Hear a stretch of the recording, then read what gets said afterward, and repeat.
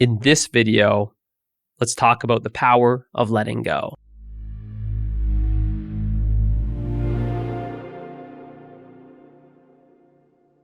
Letting go is quite the power. It's one of the biggest powers. It's letting go. So to understand the power of letting go, let's look at the very little power of holding on to things. Because holding on to things is very unnatural. There's really no power to holding on to things. There's power in letting go, but there's really no power to holding on to things. Holding on to things is actually very disempowering. It's very unnatural. That's why it feels so powerless when we try and hold on to something, because we don't really have the power to hold on to something in the first place. We can only hold on to something mentally. But what always feels like is it feels like life is just ripping whatever it is that you're trying to hold on to away. So it's best to just let it go, to stop holding on. That would be the more graceful way to live, is to just stop holding on. And then whatever it is that's flowing into your life and out of your life can just simply flow in, flow out, without someone trying to hold on to it and fight with it and struggle, where we create all this stress and unhappiness and suffering. Because that's really one of the forms of suffering, is trying to hold on to things that really they can't be held on to. It feels like it mentally, like we can hold on to things, but we can't really hold on to them. It feels like you can hold on to a certain, let's say, a certain age of your body. I really liked when I was 25. I looked so young and youthful, energetic, and sexy. Let me try and hold on to that. So what am I going to do? Botox in my lips, Botox in my forehead, under my eyes. Oh, I can put some caffeine roller type of eye ointment under my eyes and tighten up that skin. I can get rid of those wrinkles. I can put some laser on me. That would be holding on. See, we're holding on. We're attached to how we looked at 25. We're trying to hold on to it, or you could say we're trying to preserve it. We don't want it to change, but the nature of the body is always changing. That's why I said is realistically, we can't hold on. Mentally, we can try and hold on, but what that does is it creates suffering. That's literally what suffering is. One of the forms of suffering is trying to hold on to things. Another form of suffering is trying to resist things. We can't hold on to something because the nature of life is always changing. So trying to hold on to something is trying to keep it to remain the same. You see that with the example that I gave you with the body. The body is always changing. So I can't try and maintain it and keep it a certain, I don't want it to change. Let me just try and preserve how I looked at 25 and try and preserve it and freeze it. It doesn't work like that. You don't preserve the body. They try and preserve the dead, and that doesn't even work. Because when the body's dead, it just starts to decaying. But when we try and do that when we're still alive, it's going to feel like you're dead. But there's a lot of pain. It's a lot of suffering. It's a lot of unhappiness, because what we're doing is mentally we're trying to hold on to something that can never be held on to. Because the truth of life, not the truth of life, one of the truths of life is that life is change. Life is impermanent.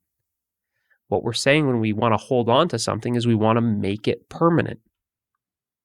That's what we're fighting. We're fighting to hold on. Listen to what people say. I'm fighting to hold on. Of course you're fighting to hold on. Fighting mentally to hold on. Because we can't really hold on to things. It's an illusion. Things are just always changing. We can only mentally hold on to things. And that's when we really hold on to our past. We're holding on to a memory. It's not the actual thing. It's just the idea of the thing. It's the thought of the thing. It's the memory of the thing. It's not the thing, though. Because the thing was already, the moment is already gone. You experience it and it's gone. You experience another moment. It's all the same moment, though. It's a continuous now. It's the continuous present moment that's fully alive and always changing. And that's always changing. And as long as I say, I want to hold on to this and keep this, now I'm absent from the next experience. And then I'm trying to hold on to this and preserve this. But it's just a memory. Because the past is dead. The past is gone. The past already happened. The past is over. Don't know other ways to say it.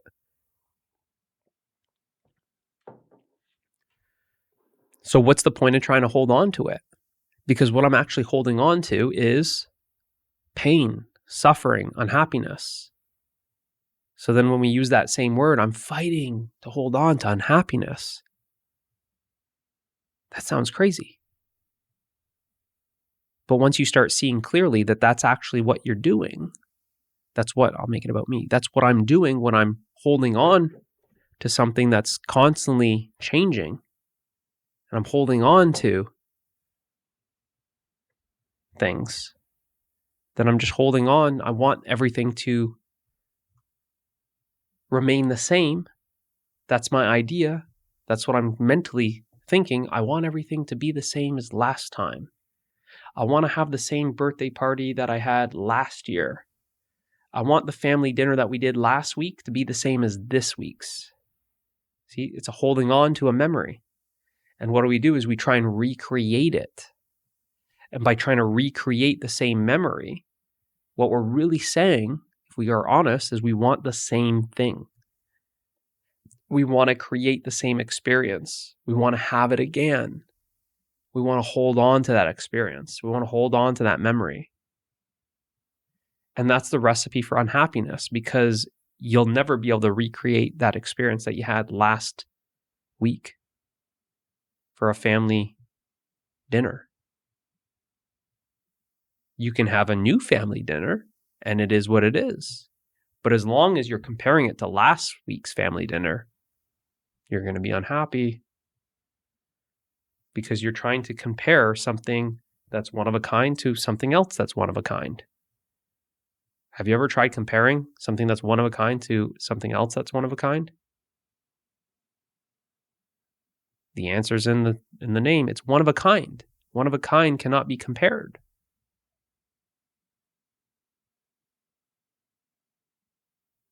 Life doesn't produce copies. Everything is one of a kind. Everything. There's no copies. But when we come at it with an attitude like we want to hold on to something or we want to create a copy of it, this is where it's so distorted from what reality actually is. Reality is that there's no copies and everything is one of a kind and it's always constantly changing. Nature, let's use that word instead of reality. Nature is always in change. It's always changing. Things are always coming, things are always going. Look at the leaves. The trees aren't fighting to hold on to the leaves. Oh, just don't fall. They're not doing that. They just let them go. It looks so graceful, doesn't it? The leaf floats from the tree. Right? Right after looking so beautiful with all the fall colors, the autumn colors. And then look at it. It goes from being completely so beautiful to then dropping that leaf. It's not saying, oh, we need to look so colorful all year long. It's not saying that. All these yellows and oranges and reds. Oh, we need to stay this. We need to stay the same. We need to look like this all year long. Let me hold on to my leaves. It doesn't do that. But that's kind of what we do when we're saying we want to look like we're 25 all the time. When we hold on to things. So when we start seeing that it's very unnatural. See, what's natural, nature, natural, what's natural to nature is everything is impermanent. Everything is changing. Impermanent means it's not permanent. But if I mentally want to make things permanent, well, we've got a problem now. Because nature is impermanent, but my idea says it wants to be permanent. So we have a little bit of a problem here.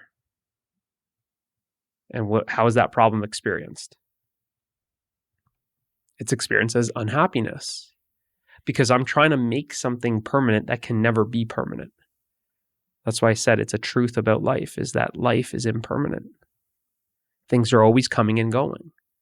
So when I can allow things to come and go, and I simply allow, well, that's being in a constant state of letting go. Because a constant state of letting go is also a constant state of not holding on. And when I simply just allow things to come and go, I'm not holding on.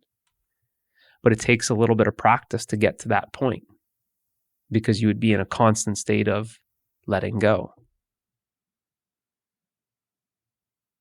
But most people aren't there. Most people, they're holding on to so many things. So we have to become aware of what we're holding on to. We have to start becoming aware of all the things that we're holding on to. Identities, beliefs, concepts, ideas, dogmas, positions, the future, expectations, assumptions, conclusions, memories, the past, people, so many things, too many things to name. Those are just a few.